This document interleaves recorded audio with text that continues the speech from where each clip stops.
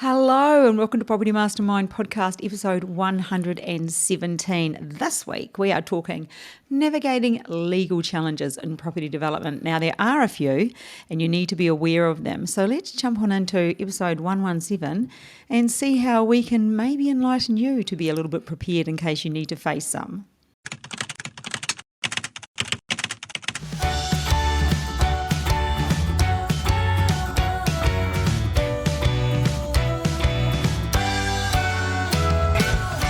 Hey, 117, like I said, navigating legal challenges. What an exciting topic we have for you this week. But before we get started, there's a couple of things. Last week, we decided to give away the feasibility calculator.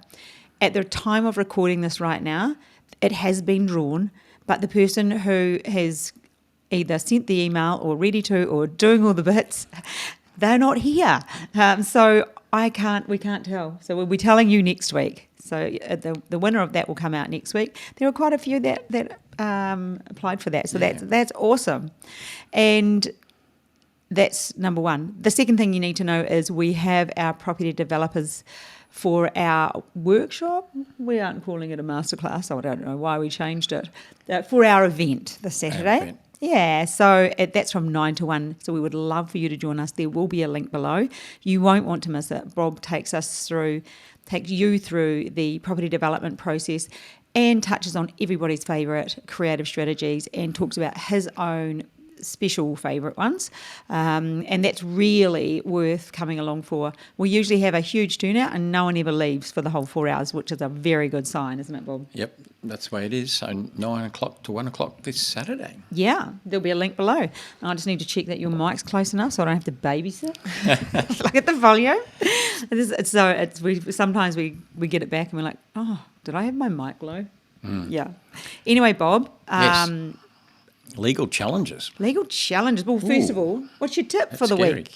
Oh, my tip? Well, we just got back from a short holiday in Victoria where we did the Great Ocean Road. So my tip is, if you haven't done the Great Ocean Road, make sure you do. Yeah, it was spectacular. It was great, yeah.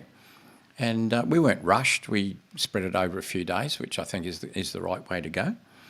Met some interesting people, caught up with a number of our mentoring students while we were in Victoria as well. Well, we kicked it off with a networking event in Melbourne, which was fabulous. And somebody had heard the podcast that day or something, and he came along and said, how good is that? Was it? Steve, yes, it was. It was Steve, yes. Yeah. Perfect. So he'll be listening. Hello to you. It was great to meet you. But it was a great event. It was great to catch up with some past and present mentees. Yes. And have a cold drink. And we also caught up with a few on our journey as well. We do that because we only work with a limited number of people. We actually hang out with them. Our mentoring people, our mentees, become our best friends. Well, yeah, they could become pretty good friends, yes. Pretty good friends anyway. Yeah. So it was cool. We caught up with a few on the way. Yep. Had a look at their projects. Yep. Well, as recently as yesterday. Yeah, Connie's. She's got a bit going on. We always talk about Connie, the famous Connie. So I went for dinner and checked out her stuff, which was great. Yeah, always really good. So anyway, that was... what was interesting is we find out how many people listen to the podcast when they're doing something. So we know we're in people's back pockets. So, Connie, while you're moving bricks... Gardening. She loves to listen to the podcast when she's gardening because she loves to garden. She's got a real green thumb. Yeah. Yep. So she'll be listening to this. So, hey, Connie. Hey, she'll be smiling away to herself. Okay, so we're going to be talking navigating legal challenges because there can be and are a few. There are, yep. Bob, so when I say that, what is the first one that comes to mind for you? Or what is the first thing that comes to mind for you when I say legal challenges in property development? I get scared. You get scared? No, not really. Well, as soon as you start saying legal, you're talking about lawyers and you're talking about money. Yeah. And we're talking about challenges here, not just necessarily using a lawyer, because we use a lawyer at varying times in our property development.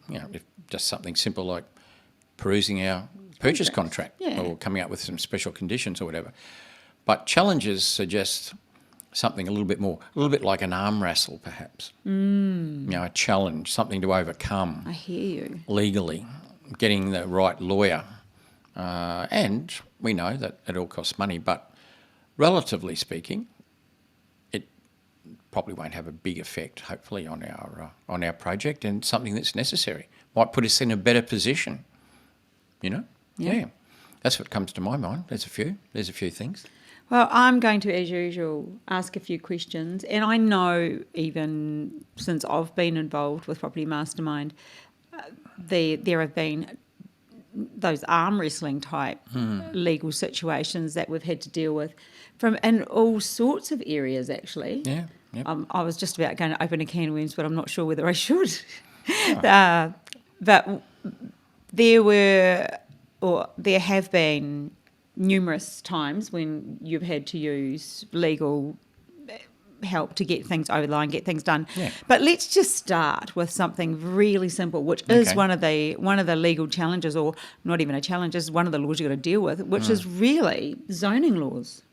Well, yeah, zoning laws. So what we're talking about here is town planning issues, you know. Yeah. And, of course, the zoning of land, which tells us what we can do, what the use of it is. It's not always black and white, and there can be precedents.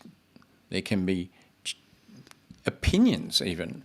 You know, it's funny that we go to council to get a development permit. You'd think that because there's a planning scheme, everything would be black and white, but it often isn't. And it even can come down to personalities. At council, sometimes some council officers can have differing opinions from another council officer in the same council as to how they deal with certain issues. Is it how they deal with or interpret a law? Well, interpret, I guess, and Okay. and not everything is absolutely word perfect, in planning law and planning schemes, and so it is open a little bit to interpretation. And look, sometimes councils even try and push an agenda, and they'll push even outside of their planning scheme, and it's only when they're challenged that they'll actually react. Really? That leads me to, and I wonder if this is something that would fall under that umbrella. I know that the Noosa Council, everyone knows Noosa, beautiful Yeah. place to holiday, but they're incredibly green, aren't they? And they're quite strict with their laws. Do you think sometimes it would be more not necessarily by the law, more what they would like? I've struck some pretty green councils, and I'm certainly not anti-green. No. Just because I'm a property developer doesn't mean I don't care about the environment. I do, but I have met some quite green councils. I can remember one north of Brisbane, Pine Rivers Shire Council. I'll name them. At one point, I'm probably going back 20 years or more than 20 years ago, quite a few, shall we say, green councillors got elected. More than the normal proportion, whatever the normal proportion is. And they changed a lot of regulations and some of the planning scheme, and to the detriment of that area in terms of business, not just to do with property development. And they had a very strong economic effect on that council in a negative way. Sure, they were pretty happy that they were doing things the way they would like to have done them, but it got to a point where they were quickly voted out at the next round, which is 3 or 4 years later, because of the adverse effect that they had. There's one thing caring for the environment. There's another thing when you're militant. And they were relatively militant, and of course they had some power because they were elected. And some of the more business-orientated councillors that didn't get elected ended up getting re-elected at the next round. So that was quite a green council. That's what I'm saying. But a little bit, well, definitely over the top. That can happen. So legal challenges around zoning, would the advice here would it be to be questioning things at all times? If it was against something you wanted, would you encourage people to question?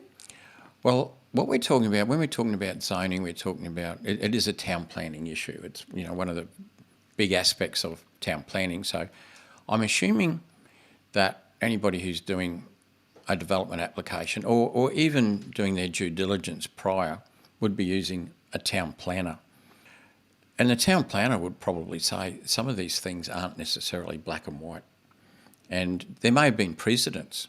Sometimes an approval goes through that's not strictly in accordance with the planning scheme, but it goes through, and it might go through because council are relaxing certain areas. You know, I've had many approvals over the years that didn't strictly conform with the planning scheme, but council were okay. I had a good reason, a good solution to certain things. That might have to do with setbacks from boundaries. It might have to do with a certain, a percentage of private open space, occasionally even parking. And so precedents can be set, even though they're outside of the strict word of the planning scheme. But they don't necessarily last that way forever. And so there can be a challenge where somebody puts in an application, it gets knocked back, or at least during the process, it might not go all the way to get knocked back, but during the process, council said, no, look, you can't have that relaxation on car parks. You say, well, look, there's one that went through 9 months ago that you're allowed through. So well, yeah, I know, but that's at our discretion. And is that challengeable? And these sorts of things. That's where the grey areas can start. That's just a single example. But look, town planning, you can get a knockback from council, and do you challenge it? Well, and it can be around zoning, it can be around the uses under that zoning. And I've been to court on zoning matters. Done pretty well. I was going to say, did you win, Bull? Well, I don't. You got to be careful. You pick your fights. So if you're really going against the vibe, to use the counsel term, but going against the scheme itself, and you're trying to get an advantage by getting a relaxation, you have to judge your likelihood of success because it's going to cost you money when if you're challenging a development permit that's been knocked back. Can I ask? I know of a horrendous, council fight, legal bill you've had to pay, but just a standard one like that one there, I'd call that a standard one. What would that cost to fight roughly? Well, it varies a bit. Like if you're going, let's say you get your development permit gets rejected, you go to challenge it. Well, who do you need? Well, you need a town planner who did the application in the first place. They got first-hand knowledge, but you'll also need a lawyer, and I'll say a planning lawyer.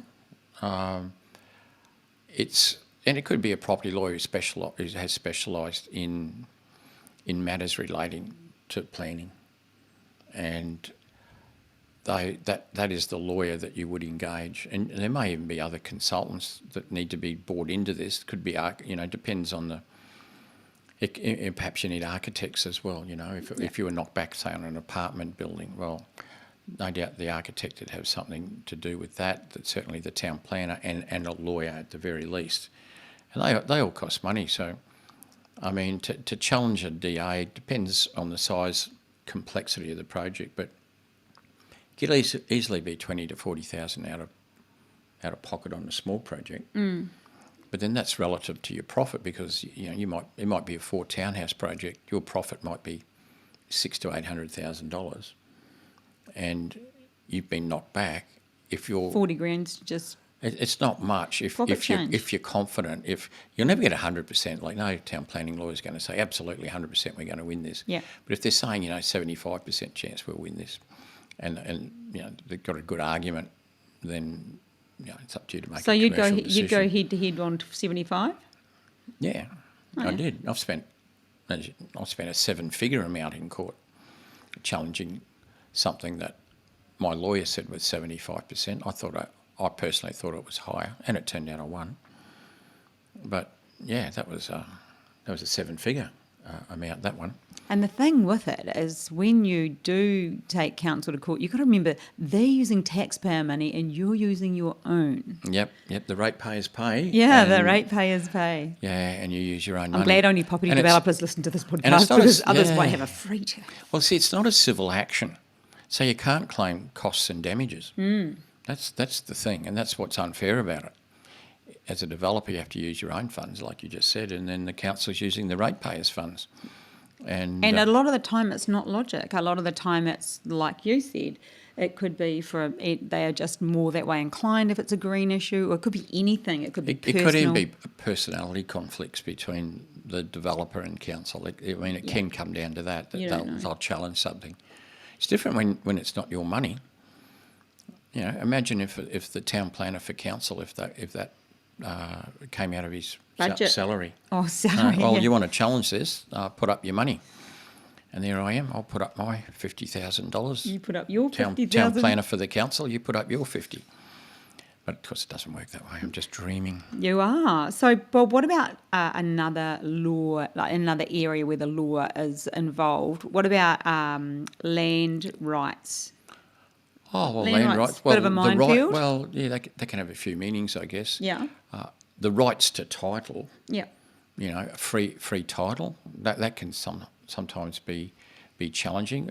Not so much talking about, say, Aboriginal land rights, which is a big subject in itself.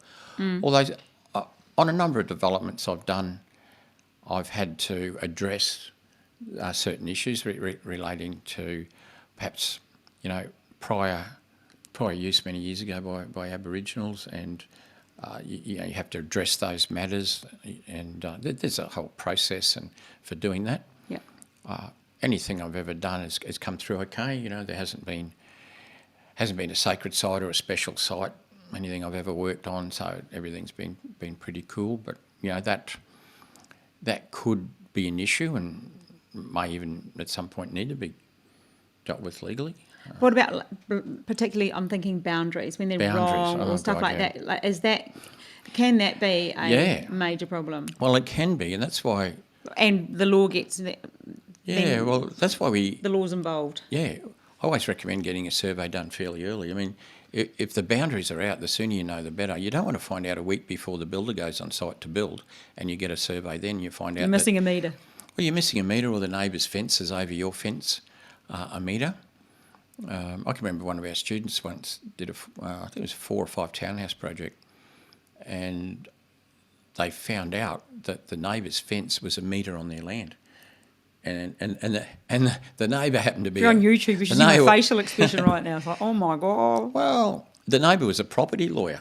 Oh my gosh. And that became a little bit of an issue. He lost, but then he had to be challenged to lose. But there's quite a lot of legislation around things like fences, and it's different in different councils in different states as well. You know, it depends how long the fence has been there, even if it's wrong. Really? It can come down to that. So if it's been there a long Prior time, it's possession. just considered that's too late. That's it. Yeah, it can be. Wow. But in some other states, it works purely off survey. Yeah. So the way around that is just to get that survey done nice and early. If there's a problem, you want to know early so you can resolve it and not hold your project up. Yeah. Really, that's what you want to do. But boundaries, you know, this is a quick story you might have heard me say before. When I first started out in property development, or just before I started out in property development, I worked as a real estate agent for a while to get to understand the property market more. I had somebody rang me once and they said, "Oh, look, I built a house." They lived in Melbourne, and this was on the Gold Coast, the back of the Gold Coast where I was. And they said, "Look, I've just built a house there, and I was just wondering if you could. I'm looking at selling it. I don't want to move into it. Would you be able to go out? First of all, just tell me if it's finished, and I'll make arrangements for you to have a look at it. Tell me what you think it's worth." And he gave me. It was a rural area. It was 1 acre lots, and quite often we didn't have street names. We had lot number, like lot 31. So I drove out there to have a look, and I'll make the lot number up. Let's say he said lot 31. I had a look at it, and lot 31's vacant. Had a look next door, lot 32, fairly new house. I thought, oh, he's got the wrong lot number. He's given me that's okay. So I had a bit of a look. Went back, phoned him, and I said, "Oh, look, I went out, I saw your house." I said, "You just given me the wrong lot number." And he said, "What do you mean?" I said, "Well, you gave me lot 31. It's actually on lot 32. As it turned out, the builder had built the house on the wrong lot. What happened? That's ridiculous. I don't really know what happened after that. I know it created some serious drama. And I can remember a similar thing in reverse not so long ago, probably 3 or 4 years ago, where a demolisher demolished the wrong house. No. Yeah, he demolished the neighbour's house. Whose property course had they done? Not this one. Yeah, well, a lot of things came into vogue since then that to cover those sorts of things. My gosh. And to try and make sure that you demolish the right house, or you build on the right block. What did happen, Bob? Did they just swap land? I don't know what happened in the end, but you can imagine a huge disadvantage when you've built a house on the wrong block of land. Yeah.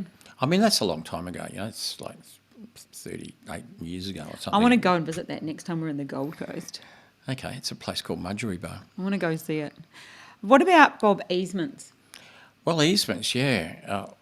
Different types of easements. We've got, access easements, they can cause some issues where you've got somebody accesses their land basically over somebody else's land, but there's an easement to give them the right. So they're access rights. And we use access easements sometimes. When we might be building, some townhouses on fee simple title, not strata.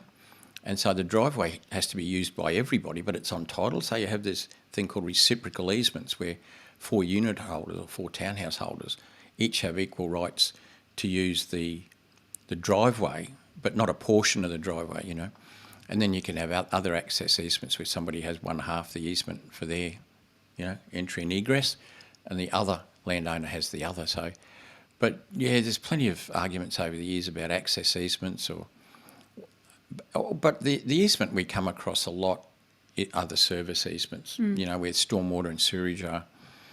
And, once again, who benefits from the easement, And so easements are generally, they're registered on title to have effect. So they should come up. That shouldn't be an issue because that stuff It should shouldn't. be looked at in due diligence, but it would come up. Easements should come up on a title search. Yeah. It'll show that, and it should show the documentation behind the easement. But it's often like individuals that fall out of love with each other and neighbours that end up getting into a bit of strife and then look for legal recourse. The old neighbour thing. Just as you bring that up, and Connie's listening as she's doing her gardening, she's got a beautiful long driveway where she's about to build 3 townhouses, and the last one, the beautiful piece of driveway has a nice arch around it for the neighbour's tree roots. Bob? Yes. Yeah. So. And I think they might have fallen out of love. Yep. Yep. And so that case probably the neighbour had complained about the positioning of the driveway, and the compromise was to they probably got an arborist involved. The arborist was worked out, where the roots are, and so the concrete driveway does this little arch. It's quite big. Like, that's a reasonable size. It is. It's still functional. The driveway works, but that's probably an example of a little bit of I'd say an unfriendly neighbour, but then it's for the benefit of the tree, perhaps. Yes. Whether it would have really made a difference to the tree or not is another matter. But would that come under easement? Is that an easement? What is that? Well, a title? It's probably reciprocal easement because they're freehold, fee simple title. So, yeah, it's a shared driveway, really. So simple terms. Easements are things that can cause legal issues. What about covenants? Well, covenants, yeah. Covenant. Covenant. Yeah. Yep. Well, they can. Explain fully what they are. Well, it's like I'll call it a restriction, in layman's terms. A restriction on use is like a covenant. It's often height, though, isn't it? Can be height, yeah. Like I was looking at a property once. It was on land that sloped upwards, and you could see the water from there. It had a half reasonable view, and so the block behind the one I was looking at, he had a nice view as well. But in the covenant that was on the lower one is you couldn't build a house more than a single level. And the guy at the back had a 2-story, and so that to build 2-story on that block would have knocked out some of that view.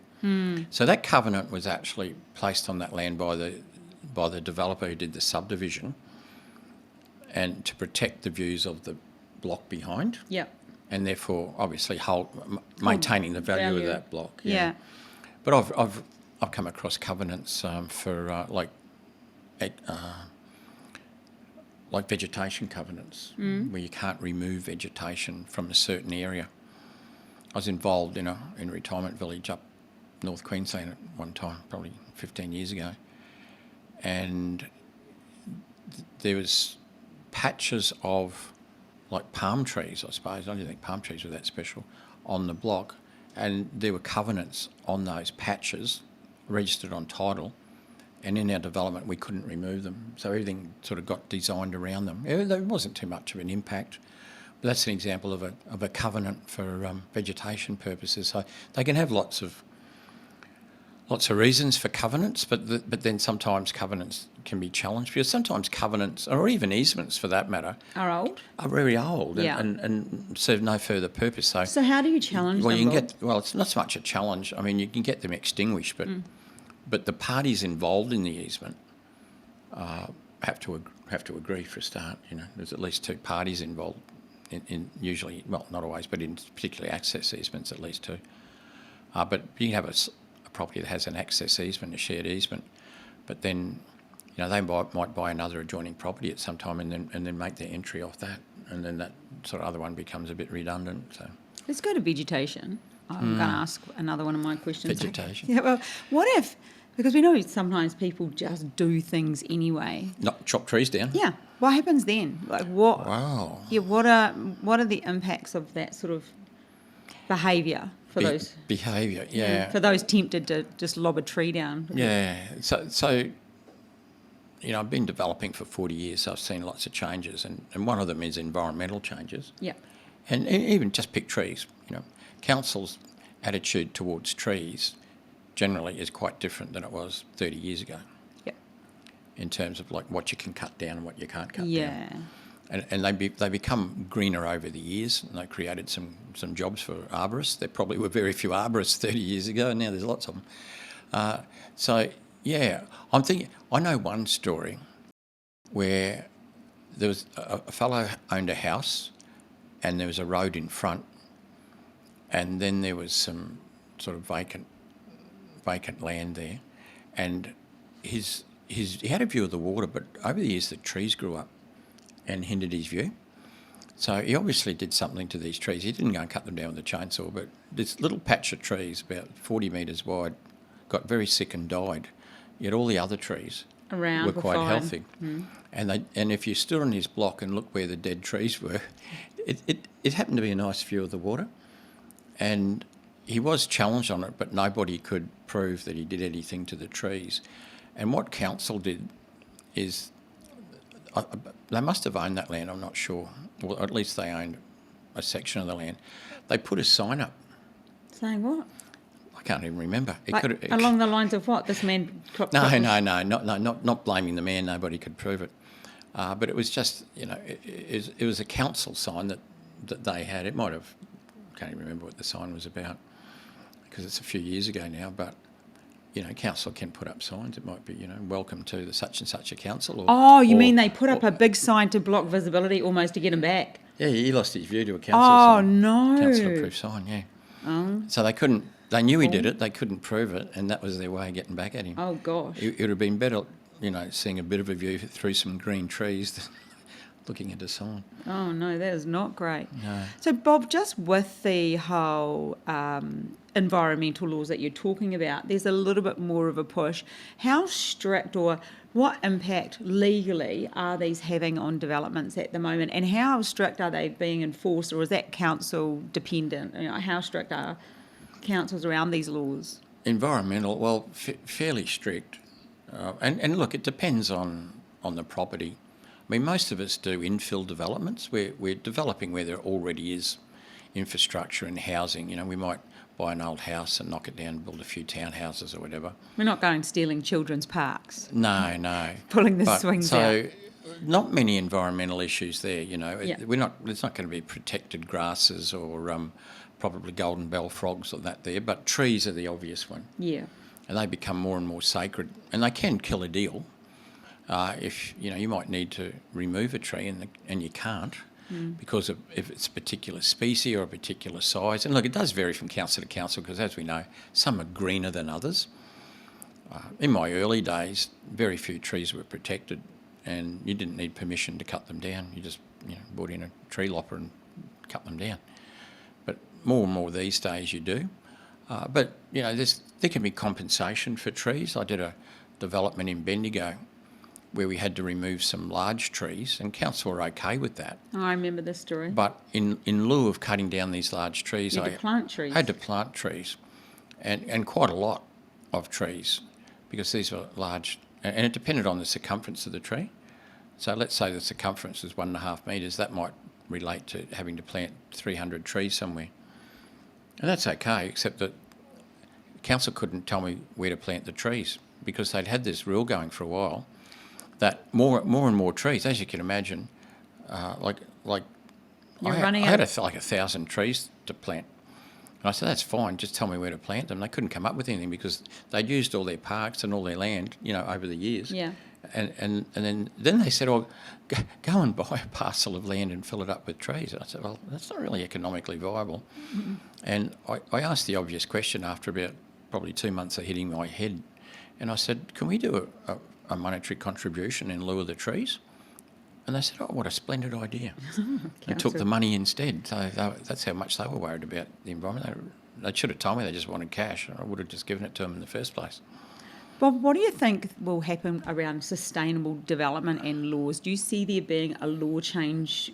Well, they're always ratcheting things up a little bit, aren't they? And it's not a bad thing. But it can have an effect sometimes on the viability. So on the viability of things, it can cost more to conform, and you don't always get that back on your sale price, or at least not immediately.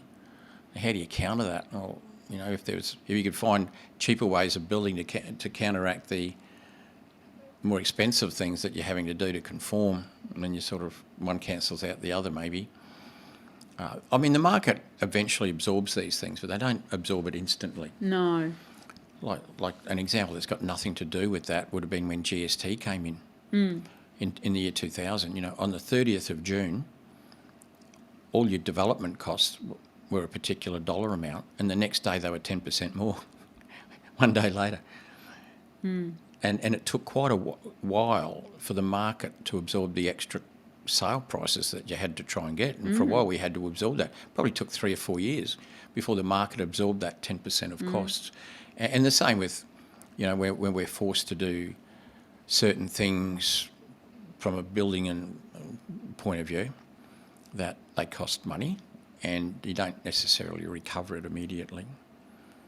So, but what you got to do, you got to do. Got to do what you got to do. And it'll probably start happening a bit more. Some of those things are hard to challenge once they become law.